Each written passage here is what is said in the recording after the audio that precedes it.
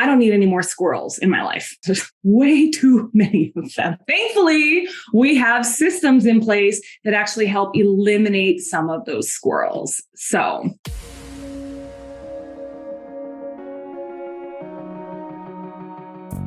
Agent Power Huddle is a daily jumpstart, giving you all the tools you need to create an amazing real estate career.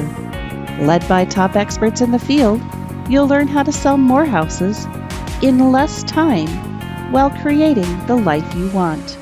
Welcome to the Agent Power Huddle. Good morning. Good morning. Happy Friday. I was digging that song. Like Lenora was too. We were like, yeah, I was digging that song. I don't know. I love it when we have the good energy on this call in the morning. So today we are going to talk about systems. Systems are the number one thing that people ask me about. I get asked a ton of questions from a ton of you, a ton of other people always want to know about systems. Is that something you're interested in hearing a little bit about today? Great. I love it. Herb, thanks for the thumbs up. We're going to talk about, what is a system? Okay, we're going to talk about the basics. So this is a little elementary for you. Hang in there because next week we'll go into a little bit more like actual tactical stuff. But I think it's really important before you go into tactical stuff, you have to understand the foundation, right? You have to understand the foundation, like the thought process, the mindset behind it, because if you don't, you're just going to be doing a bunch of stuff and running around like a squirrel, and then nothing's ever going to get done. So I don't know about you, but I don't need any more squirrels in my life. I don't need any more squirrels. There's way too many of them. Thankfully, we have systems in place that actually help eliminate some of those squirrels. So let me go in, and I'm also going to apologize, you guys. I created this presentation myself, and I am not very graphic proficient. That is not my strength. Don't mind the little elementary presentation here. I did what I could. So bear with me. Don't laugh, or you can. I don't really care. Okay. So what we're going to do is we're going to talk through basically systems 101, like understanding the systems in business. And I'm going to talk today a little bit about what is the difference between a system and then a tech stack, and how they correlate with each other? Because I think there's a common misconception that a system is technology, and it's not.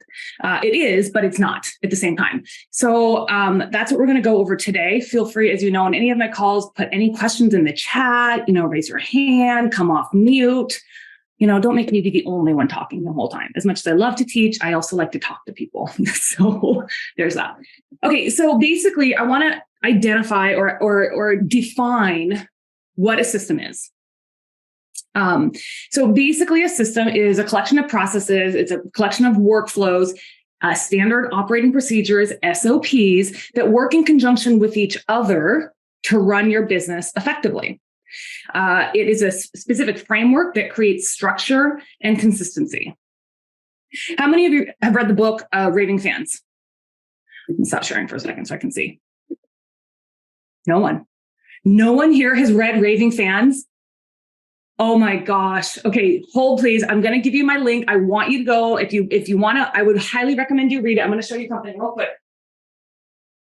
This book is literally like not even maybe 100 pages, but it's only like half. You can't even see it's blurred. It's only like half the page. Like they have such big margins on the pages. So you should buy this book and actually read it, because I'm going to tell you, you're going to read it a million times. I've read this book once a year, every year. I start out the year with this book. Okay. This is a fantastic, fantastic book. So if you have not read it, I'm going to give you my link and I want you to go buy it. So Milu, can you do me a favor? On the Notion board, under recommended reading, there is my link to order this book specifically. Can you grab that and put that in the chat, please? Thank you. Okay. So the reason why I bring that up is because Raving Fans is all about how to create a customer experience that creates people wanting to come back to you and tell every single person about you. How many of you have that dream in your business? How many of you have the dream to never run another ad, to never have to make another to never have to run another dialer, make another call? How many of you have that dream? We all have that dream. And I'm going to tell you the secret to it is having clear, consistent systems in place to create the same experience for every single customer every single time. Without those, you're going to miss something. And that's when you start to rattle. That's when you start to squirrel. That's when you start to think about what could you do better. Thank you. My link, if you want to order the book, is in there. I would love if you order with my link because, yep, I do get a little bit of a commission, tiny bit off of it. Okay. So I want to tell you the reason why I come in on that like raving fans tangent is someone actually gave it to me when I first got in the business. It's actually got a writing in here. One of the first lenders that ever reached out to me once I got in the business, she and I connected and she understood that my background, I came from working for Nordstrom. And Nordstrom, the one thing that was grilled in me my first day on the sales floor was that selling is service. You are not selling anything unless you are serving someone. So Nordstrom had this policy of you have to be a servant leader. So I firmly live that in my daily life. I will never ask anyone on my team to do anything that I would not do myself, ever. And that includes asking for feedback, implementing systems, making cold calls, door knocking, as much as I hate those things, as much as I hate them, reaching out to random people on social, whatever I need to do to show them like, look, this is how we do this together. We're in a team. You're not alone in this. But one thing that they cover in Raving Fans, there's 3 rules to creating raving fans. The third one talks about systems. And what it says is consistency is critical because it creates credibility. Customers count on you to do what you say you'll do. When you exceed their expectations, it's important, but it's more important to consistently exceed expectations. So to do it one time is cool, but to consistently do it. Now, the only way to consistently do it is to have effective systems. Systems create consistency. Systems allow guaranteed delivery time after time after time. Do you all agree with me on this? You know where I'm going with this? Okay, I'm drilling it into you, the mindset behind systems and why they're so important. And the thing with the system is that it essentially tells you from the beginning what results you're going to get. They're predetermined results. You're basically already deciding when you develop a system and implement a system, you're deciding what kind of results you want to get. The best thing about a system is once you have it in place, if you need to make an improvement, it's really easy to go back and look at what step in the system needs to be adjusted instead of having to adjust the whole thing. I have been victim of not doing something the way I wanted to do it, and it wasn't written down, the process wasn't documented, and guess what happened? I was like, okay, well, I'm just going to start over from scratch and start all over again. I don't know if you've ever done that, but that is like the worst waste of time because it's just like, I probably could have saved myself 24 hours by just having it documented in the first place and changing one thing. Ryan is on my team and he's just started with me about a month and a half ago. And when the very first day, I was like, dude, you got to write everything down, everything. You have to write and record everything. But I don't care. When I teach you something, you need to write it down the way you're learning it, because what's going to happen is you're going to probably change what I'm teaching you. You're probably going to shift it to be something that's more efficient for you, which is awesome. That's what I want. But if you don't write it down in the first place, then you got to go and do it all over and try to figure out what we did. Make sense? Yeah. So there's my little tangent about systems and why they're important. And that's why I firmly believe in them. So you hear me talk about them all the time. You hear me talk about my life is a system. I wake up at 4:30 in the morning. I brush my teeth. I meditate. I journal. I read. I go to the gym for an hour and a half. My workout is very structured, very regimented. I know exactly what I'm starting out with, exactly what I'm ending with. I know exactly how long it's going to take me to do every exercise.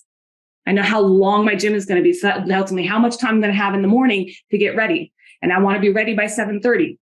Okay. It's a system. My life is a system. I also have a system of sometimes squirreling. So I'm not going to say that I'm perfect, but my life is generally a system. Okay. So let's going back to this. A well-built system, it will optimize your business operations. It will enhance your efficiency in your business. We've talked about consistency.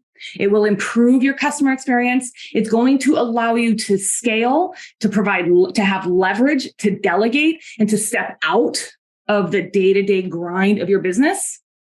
Having a system in place is going to help you mitigate risk and compliance issues, and it's going to help you make data-driven decisions. So these are all really, really, really important. And the thing about a system is that it's not something that's going to be like, it's not sexy. Systems aren't sexy.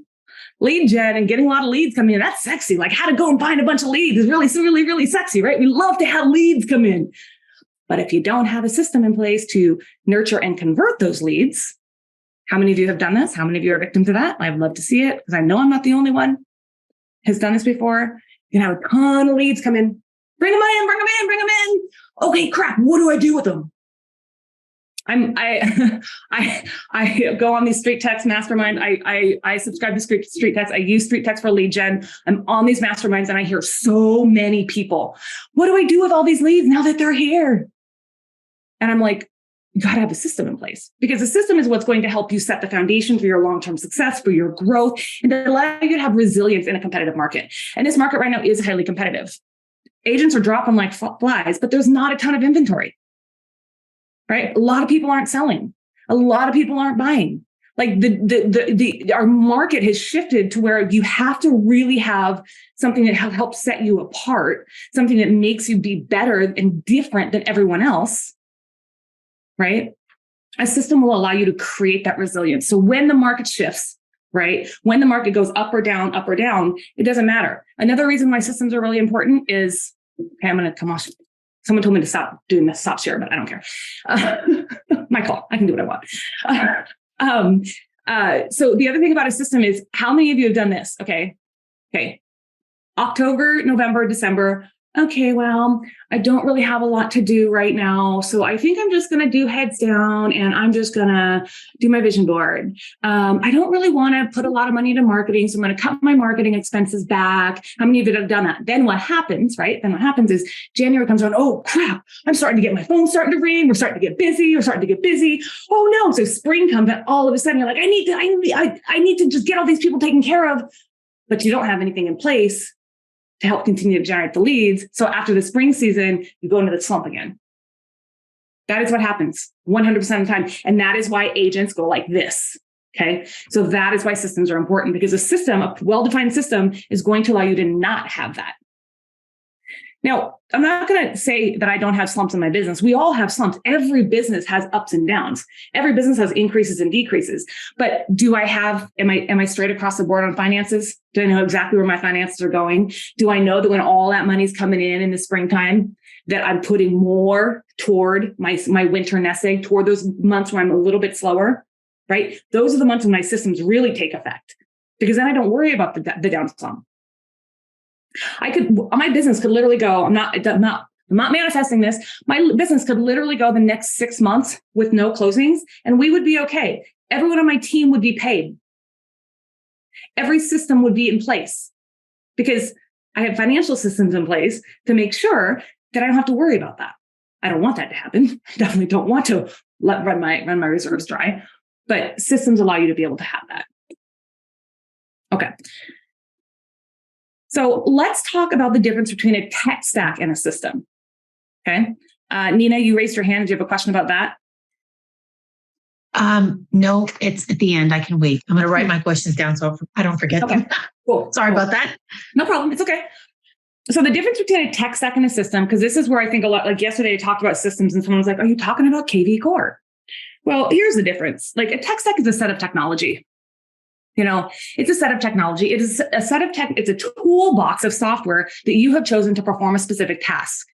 Yes, they go hand in hand with systems, right? And I think I have a slide here that's going to kind of show you how my tech stack intertwines with my systems, but they're not the same thing. So get out of your brain, system and software. They're two different things. I'm sorry. Can you break that down a little bit more? What you mean by tech stack? Yep. I'm sorry. I just don't get it. So here's an example for you. Here's my tech. There we go. Sorry.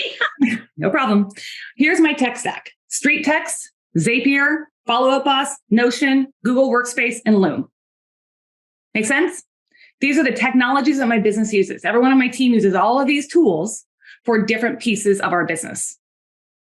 Okay. Yes, my systems intertwine. These go into my system. So when I'm building my system, for example, my lead gen system or my lead nurture system involves Street Text, Follow Up Boss, Google Workspace.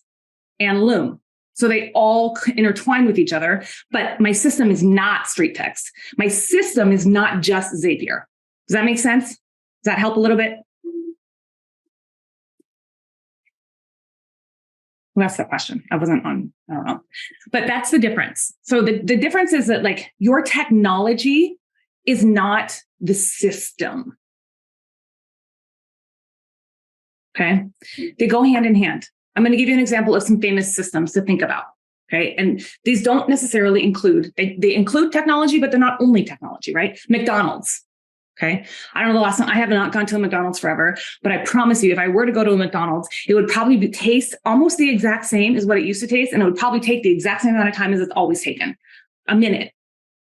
Why? Because they have a very systematic approach to its operation, which is SOPs for food prep, order taking, customer service, and quality control. Right? They have very specific guidelines, very specific training, very specific equipment, very specific procedures. So every single McDonald's that you go to in the entire world, it's going to be super consistent. You know what to expect. It's kind of like one time when I was in Mexico one time, I really wanted some coffee, really wanted coffee. And it just was not the same. Coffee just does not taste the same. So I really, really, really, really wanted to have a Starbucks. I was like, I just need a Starbucks. At least I know what to expect. And lo and behold, I saw Starbucks and I went in and yes, it was exactly the same as what I expected. So that's a system, right?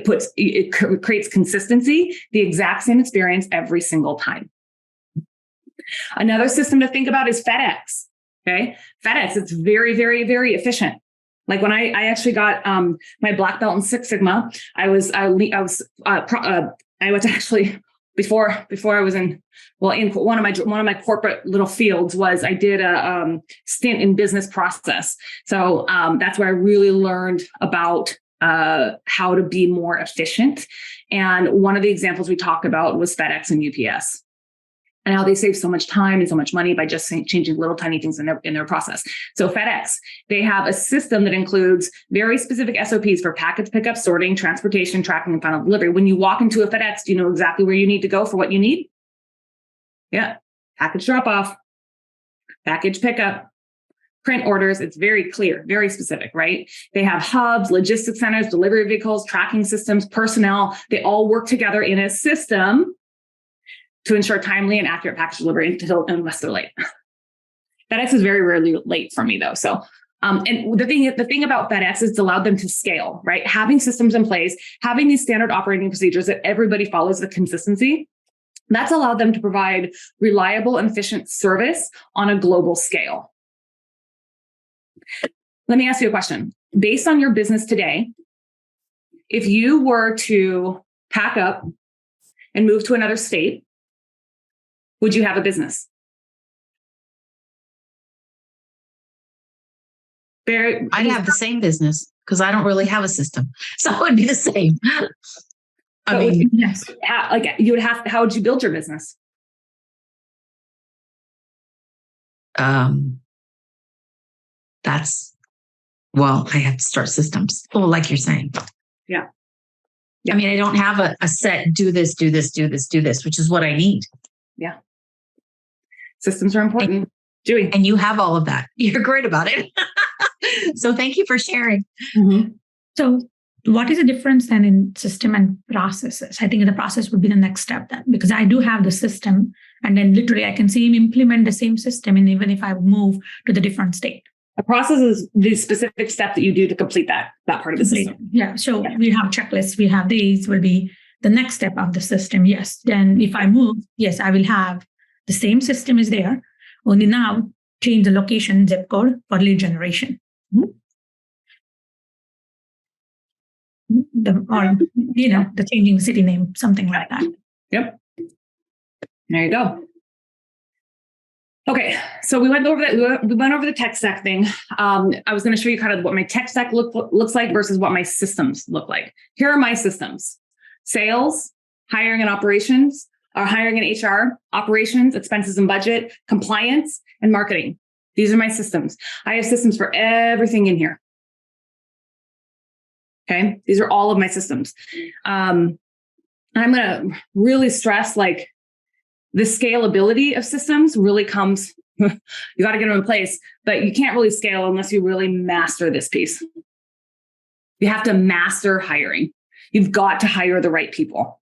I've made a lot of mistakes in hiring, and I have finally, in the last 6 months, made the best decisions in hiring that I've ever made in my entire career. And that includes my entire time working in leadership and corporate leadership.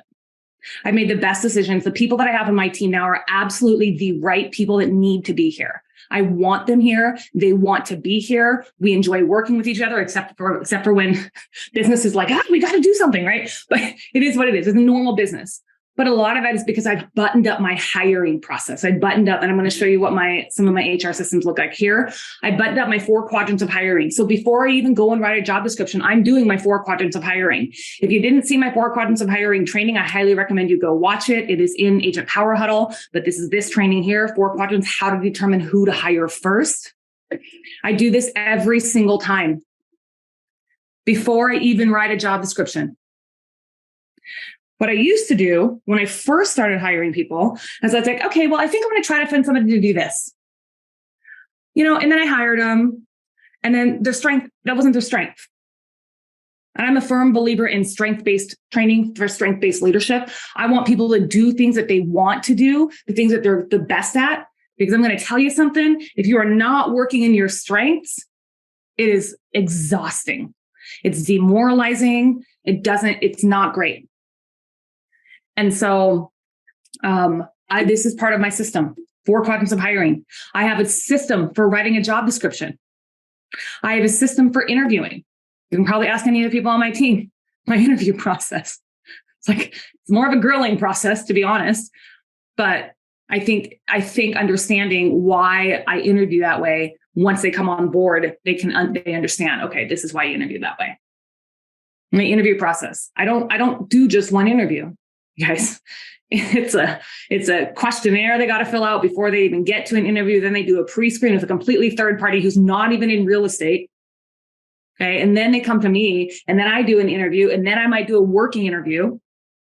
I might ask for a portfolio, there's a whole bunch of stuff that I ask for. I don't make a decision fast when it comes to hiring and interviewing. On top of that, we have our onboarding process. Our onboarding process, to give you a quick glance, looks like this. Someone comes in, this is the first day. They know exactly what to expect on the first day. They understand what our tech stack is. They understand what platforms we use. They understand where to go, what is approved, where can they actually store things, where can they create things. Everything is systematized, everything. Because that way, when they decide that they want to take the next step in their career, if that does happen and they decide that it's not here on my team, they have things that they can take with them that they've learned.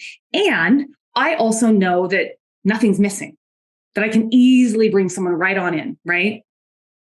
I have a very strict system for delegating, for our delegation process, our review process, our coaching process. Everyone on my team does a 90-day plan. We have a process for that. So it's these are some of my HR systems.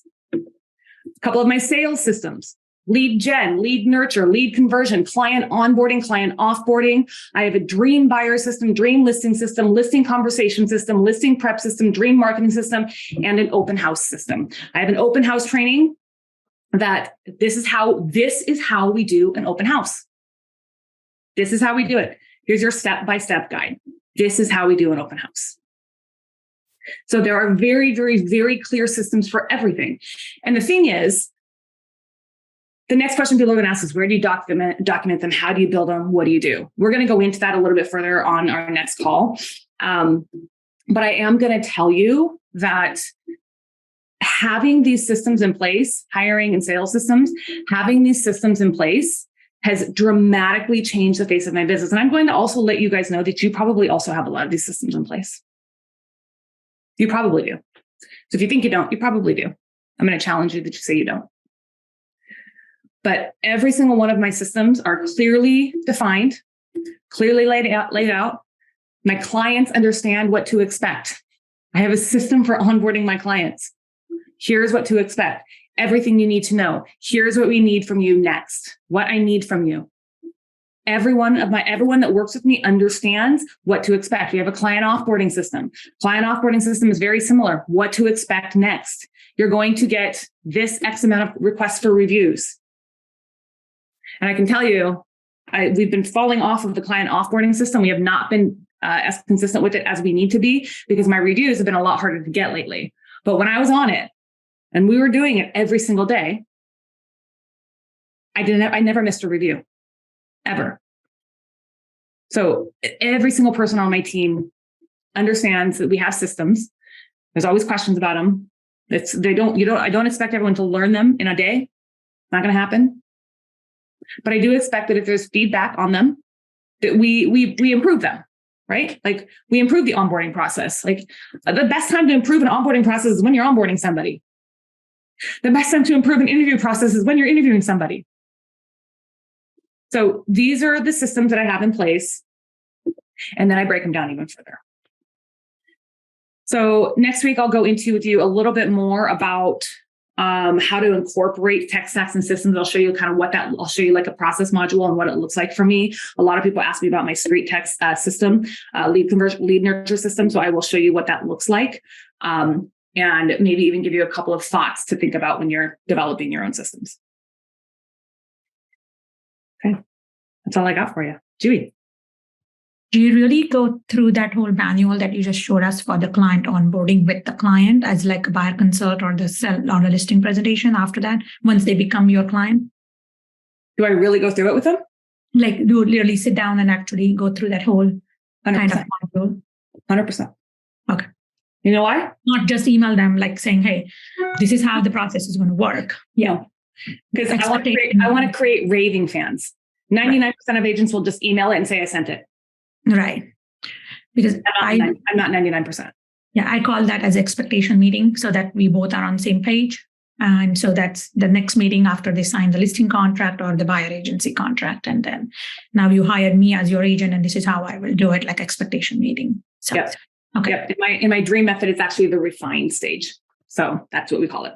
What do you call it? Sorry. In my dream method, it is the second stage, which is the refined stage. Refined. Okay. Yeah.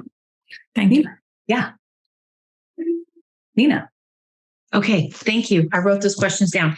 You, one of them you kind of answered because you're going to go over street text later, how you do that system another day. But could I ask you, for somebody who wants systems, who likes systems, but who doesn't really have systems, I just kind of do it. It's in my head. What do you recommend starting with? Because I would love to create. I mean, I know we're going to do one together and I'm so excited about that. But what do you recommend starting with? Same thing I recommend starting everything with. A brain dump. Oh, okay. That's it. Right? Get it all out. Brain dump, brain dump, brain dump, brain dump, brain dump. Dump it. Write down what you do. Write down what you do. And you'll realize that all of a sudden you have a lot more in place than you probably thought. Oh, okay. God, I hope so. Sam asked a really, really good question. What if clients don't want to sign a buyer agency contract? If I don't agree, they go with another. That is not just my personal thought on that, Sam, is that is not my client avatar. That is not my target client. And if someone tells me they won't want to sign a buyer's agency agreement, cool. Adios. See ya. But I also make it very clear in the presentation of the buyer's agency agreement that, this is for your protection. It's for your protection. Like it's for you, because the reality is the buyer's agency agreement does it protects the buyer, because it's basically going to tell them that if I'm working with more than one buyer at a time, at least in my MLS, okay, it might not be the same in yours, but at least in mine, if I'm working with more than one buyer at a time and I have two buyers who like the exact same house, they're not going to be competing with me, my buyer, on writing an offer. So if it's a competitive house, I'm not going to be writing two offers for the same house. And so that is the protection that's there. But also I kind of look at it like this. If you have shown your client value prior to asking them to sign a listing agreement or a buyer's agreement, they're going to agree to sign it. If you've shown them the value. And what's going to help show them the value is systems. Mila, you had your hand up for a second. Did you? Me? No, yeah. No, I didn't. Oh, it's okay. Okay. Sorry, I thought you did. Okay. So does anyone have any other questions? Cool. All right. I hope this is helpful. I think really starting to think about your business from a long-term scalability phase rather than the right now. I mean, we always tend to think about the right now. It's really common. It's a real estate problem. The right now business is great. Yeah, you need money right now, but right now is only going to take you as far as your systems. So I hope this helps, and I look forward to seeing you all next week. Have a great day. If you'd like more information or to get connected to the Agent Power Huddle, join our free Facebook group. This call was designed for the agents in our EXP organization, but open to any agent from any brokerage. If you're a guest and you're interested in learning more about EXP or our specific resources within the Agent Collective, reach out to the person who invited you to this call to get more info. Produced by the Agent Collective Media Network.